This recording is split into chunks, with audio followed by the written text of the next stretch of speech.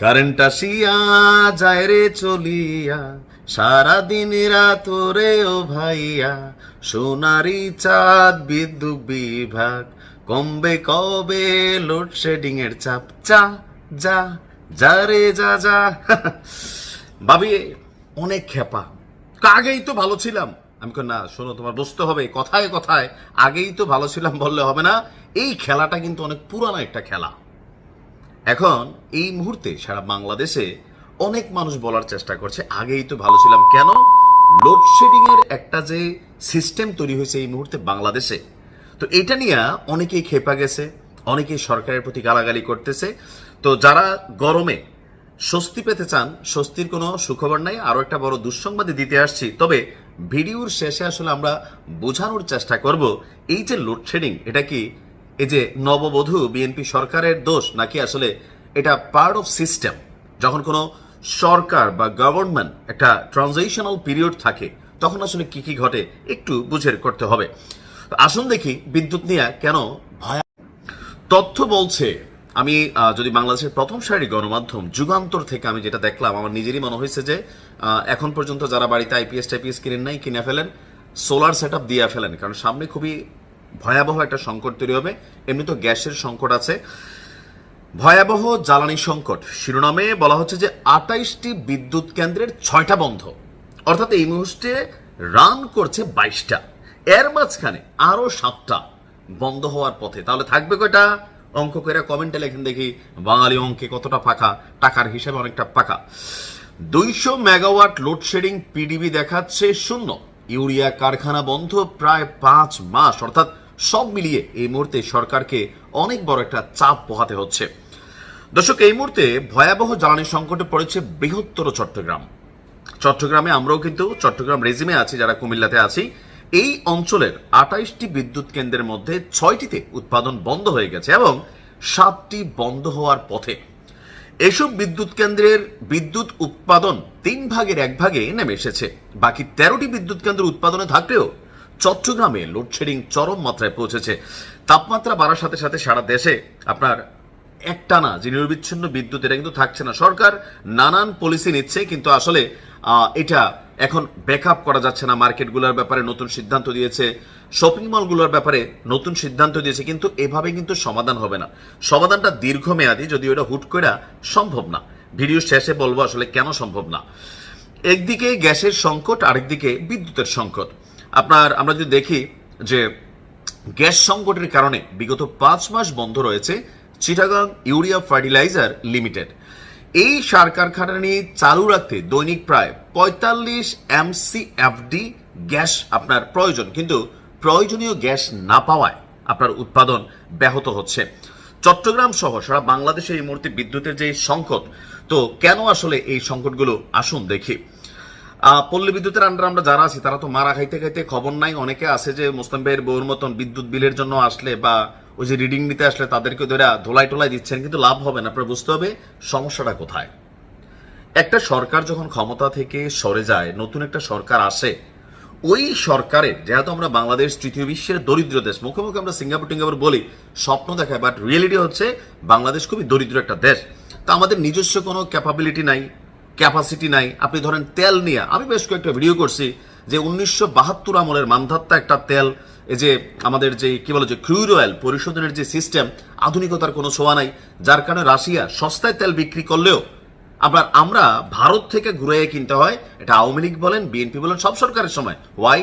কারণ রাষ্ট্রায়ত্ত একটাই ক্রুড অয়েল এই পরিশোধন কোম্পানি আছে, বাট ওটা ফুললি আপনার আধুনিক না। এখন রাষ্ট্রের দরকার হচ্ছে একটা বৃহত্তর প্রজেক্ট নিয়ে তেল শোধনাগার করা। এই তেলের কারণে অনেক ধরনের ঝামেলা কিন্তু এখন হচ্ছে। অনেক বিদ্যুৎ কেন্দ্র তেলের মাধ্যমে চলে, গ্যাসের মাধ্যমে চলে, তো আপনি এটার ব্যাকআপটা কোথা থেকে নেবেন? আবার যখন সরকার পরিবর্তন হয়, আগের সরকার যে লোন টোন করা যায়, বা ধরেন এই দেশটা তো আসলে একটা লুটপাটের কারখানা, যেই সরকার থাকে সেই সরকার এসে পুরান সরকারের লুটপাটের গল্প ইতিহাস কিন্তু সামনে নিয়ে আসে। তারা মনে করে আমরা ভালো, কিন্তু তারা যাওয়ার পর পরবর্তী সরকার এসে বলে দেখো সব লুটে আগে জামাইল্লা, এরকম অনেক বক্তব্য দেয়। তা আমরা যারা যেই দলের ফলোয়ার আছি আমরা মনে করি না এটা আমার দলের বিরুদ্ধে একটা অপপ্রচার। বাট রিয়েলিটি হচ্ছে এই দেশে যখনই যেই সরকার ক্ষমতায় বসেন, তাদের কিছু মন্ত্রী এমপি আমলা সিন্ডিকেট তারা আসলে এই সেকশনগুলোকে লুটপাট করে। এখন যখন তারা ক্ষমতায় থাকে, ধরেন ঋণের পর ঋণ হইতে থাকে, লোনের পর লোন হইতে থাকে, আমরা সাধারণ বাঙালি তো বুঝি না, আমরা মনে করি তেলের দাম 2 টাকা কমাইতে হবে, গ্যাসের দাম 2 টাকা কমাইতে হবে, সিলিন্ডারের দাম 2 টাকা কমাইতে হবে, বিদ্যুৎ 2 টাকা কমাইতে হবে। কিন্তু তলে তলে পিডিবি থেকে লোন আনলাম কত, ওয়ার্ল্ড ব্যাংক থেকে লোন আনলাম কত, বিশ্ব ব্যাংক থেকে আমরা কি নিচ্ছি, তারপর হচ্ছে চীন থেকে কি নিচ্ছি, তলে তলে এগুলো কিন্তু সাধারণ মানুষের জানার সুযোগ নেই। এটা রাষ্ট্র টু রাষ্ট্র একটা তলে তলে কিন্তু খেলা চলে। তো যখন সরকার পরিবর্তন হয়, এই যে আপনার যে লোনগুলা এগুলো কিন্তু পরবর্তী সরকারকে পরিশোধ করা লাগে। আর যখন হুট করে সরকার পরিবর্তন হয়, সিস্টেম একটা ধাক্কা খায়। এই ধাক্কার মধ্যে দেখা যায় যে তলে তলে অনেক কিছু নাই। নতুন সরকার বসার সাথে সাথে আসলে কিন্তু এটাকে হুট করে রাতারাতি সলিউশন করতে পারবে না। এখন বিএনপি সরকার যত কথাই বলুক, এই মুহূর্তে তেল এবং গ্যাসের যে সংকটটা, এটা খুবই বড় আকারের, সরকার সর্বোচ্চ চেষ্টা করছে, কিন্তু শতভাগ এটা রিকভার করা সম্ভব না। এটার জন্য সময় লাগবে। হয়তো আগামী বছরে এমন দিনে এতটা বিদ্যুৎ সংকট হবে না। কেন? বিএনপি সরকার ক্ষমতায় বসে তারা মতন করে মেকানিজম করবে।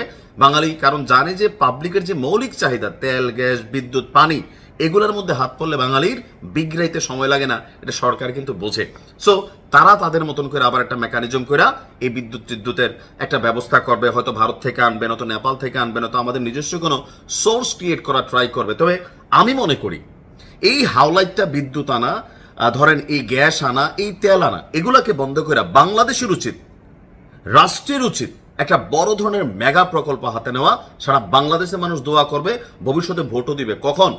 যখন একটা আপনার ক্রুড অয়েল রিফাইনারি, আমার কাছে মনে হয় এটার কোনো বিকল্প নাই। ভারত থেকে তেল আনি আমরা, দেখেন না এই লাইন দিয়া হাজার হাজার লিটার, মিলিয়ন বিলিয়ন লিটার কেন আনি? কারণ ভারত রাশিয়া থেকে ধরেন 1 টাকা দামে তেল কিনে, এটা আমরাও পারি। কিন্তু 1 টাকা দামের যে তেলটা, এটা হচ্ছে অপরিশোধিত তল, অর্থাৎ আপনার ক্রুড অয়েল যেটাকে বলা হয়ে থাকে, এটাকে পরিশোধন করতে হবে, এরপর এটা জ্বালানির যোগ্য হয়। ওই ভারত কি করে 1 টাকা দিয়ে কিনা নিয়া এটাকে পরিশোধন করে সাইরানা, খরচ হয় 1.25 টাকা, বাংলাদেশের কাছে ধরেন বিক্রি করে 2 টাকা, আদানির মতন বড় বড় ধনকুবেররা। তো বাংলাদেশ কেন পারি না? আমি এটা জানিও না।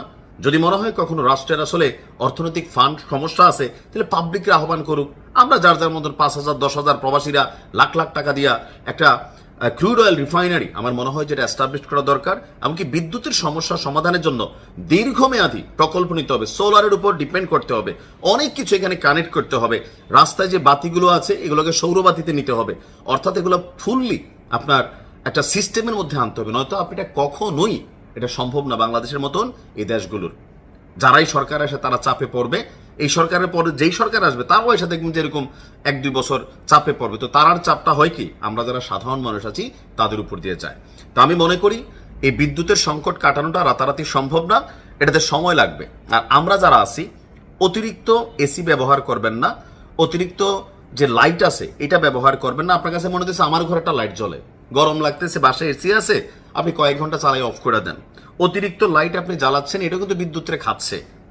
আর যদি পারেন টাকা পয়সা একটু থাকে, সোলার একটু অ্যাডজাস্ট করে নেবেন, এটাতে রাষ্ট্রেরও সেভ হবে, আপনারও সেভ হবে, ঘুরা ফিরা এটা দেশ এবং দেশের জন্য উপকার হবে। আশা করি এ ব্যাপারে সরকারের যারা ঊর্ধ্বতন কর্তৃপক্ষ আছেন, আমরা গরিব মানুষ, ছোট মানুষ, কিন্তু আমাদের কথা অনেক সময় আমলে নিয়ে না আর কি। মানে আমরা যে পলিসিগুলো বলছি, হয়তো আরো অনেক পলিসি আছে, যারা পলিসি মেকার তারা ভালো বোঝেন। তো ভালো থাকবেন, আজকের মতো বিদায় নিচ্ছি। আসসালামু আলাইকুম।